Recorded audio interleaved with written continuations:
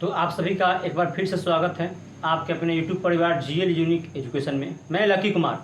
आज का ये जो हमारा वीडियो होने वाला है क्लास 12 के बहुत ही शानदार चैप्टर आपका डिफरेंशिएशन से होने वाला है, यानी कि अवकल से होने वाला है। ठीक है, हम लोगों ने 5.2 का प्रश्न एक देखा था। इस वीडियो में हम लोग 5.2 प्रश्नावली एक्सरसाइज 5.2 का प्रश्न संख्या 2 यानी कि क्वेश्चन नंबर 2 को देखने वाला है। चलिए स्टार्ट करते हैं। आपका देखिए डिफरेंशिएशन अवकलन होता है, क्लास 12 का एनसीईआरटी बुक से मैथ है। ठीक है, जो आप सीबीएसई और बिहार बोर्ड का दोनों के लिए बहुत देख सकते हैं। ठीक है, क्योंकि लैंग्वेज में दोनों में बताऊंगा, इंग्लिश में भी बताऊंगा और हिंदी में भी। देखिए क्या लिखा गया है कि cos इंटू साइन एक्स का एक्स के सापेक्ष अवकलन ज्ञात करें। उसी को इंग्लिश में क्या बोलेंगे, differentiation the function with respect to X, यानी एक्स के सापेक्ष क्या करना है, अवकलन करना है। तो मैंने कल बताया था, देखिए बढ़िया समझिएगा। अवकलन बनाने के लिए पहले लिखिएगा तो एक्स के सापेक्ष, पहले इसको फंक्शन को y मान लीजिए। क्या मान लीजिए, y। तो y बराबर क्या हो जाएगा, cos साइन एक्स। इस प्रकार से मान सकते हैं y बराबर cos साइन एक्स। y बराबर मैंने कोई फंक्शन दिया गया था cos into sine x, y बराबर मैंने मान लिया। ये आपके बुक से है कि आपको y मानना है। ठीक है, dy बटा dx करने के लिए। ठीक है, y मान लीजिएगा। अब करना आपको ये होगा कि अब आप देखिए दोनों तरफ एक LHS पद हो गया, एक RHS, एक हमारा LHS साइड हो गया, एक RHS। हमने जो फलन दिया था उसको मैंने क्या मान लिया, y। तो y बराबर cos इंटू साइन एक्स हो गया। अब चलिए तो लिखेंगे x के सापेक्ष, x के सापेक्ष दोनों तरफ अवकलन करने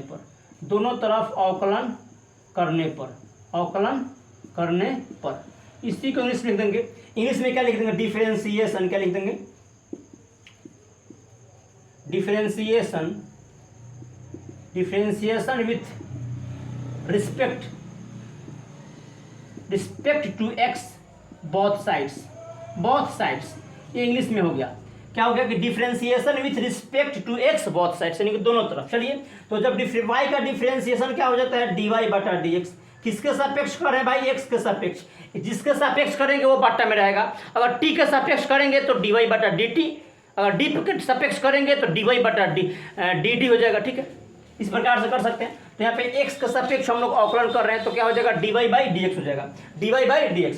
आगे चलेंगे, देखिए आपका डिफरेंशिएशन का फॉर्मूला होता है, यहाँ पे ध्यान दीजिएगा कि d आपका हो गया cos x, d cos x by dx।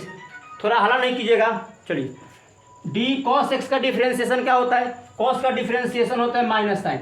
cos का डिफरेंशिएशन क्या होता है, माइनस साइन होता है। ठीक है, तो यहाँ पे मैं लगा दे रहा हूँ, देखिएगा तो यहाँ पे हो जाएगा d cos साइन एक्स और बट्टा में हमारा क्या हो जाएगा, देखिए थीटा का मान क्या है, थीटा का मान हमारा साइन एक्स है। तो इस बार हो जाएगा d साइन एक्स हमारा हो जाएगा, क्योंकि एक बार हम देखिए cos sine x, cos into sine x था, यानी कि cos थीटा का ये, तो थीटा के जगह पर आपको साइन एक्स दिया गया है, तो cos इंटू साइन एक्स हमारा हो गया।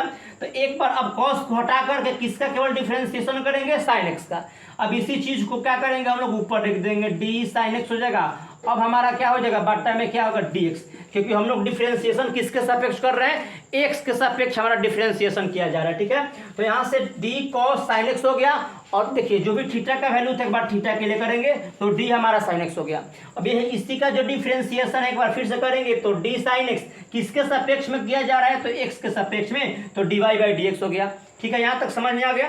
आगे चल देखिए बनाते हैं। चलिए यहाँ से ये cos x, बड़े समझिएगा cos x, तो cos का डिफरेंशिएशन क्या होता है, माइनस साइन एक्स। cos का डिफरेंशिएशन माइनस साइन और x मतलब क्या है, यही है x मतलब यही आपका साइन x दिया गया है। x के जगह क्या दिया गया है, साइन x। फॉर्मूला क्या होता है डिफरेंशिएशन, बढ़िया से ध्यान दीजिएगा।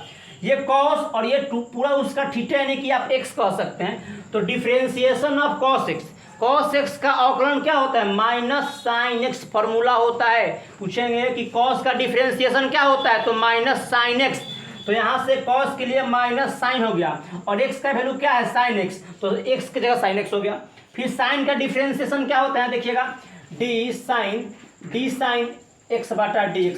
साइन का डिफरेंशिएशन क्या होता है, तो साइन का डिफरेंशिएशन केवल cos x होता है। साइन का डिफरेंशिएशन केवल cos x होता है, तो यहाँ से हमारा हो जाएगा cos x। क्या हो जाएगा, cos x हमारा डिफरेंशिएशन होगा। ठीक है, बस इसी को आप गुना कर दीजिए। तो गुना कीजिएगा तो पहले देखिए, पहले क्या कर दीजिए cos, अब माइनस यहाँ पे है तो माइनस cos x साइन है तो साइन लिख दीजिए, और इंटू में साइन एक्स आपका है तो साइन एक्स। ये हमारा आंसर हो गया, ये मेरा आंसर हो गया। एक बार मैं देख लेता हूँ, चलिए।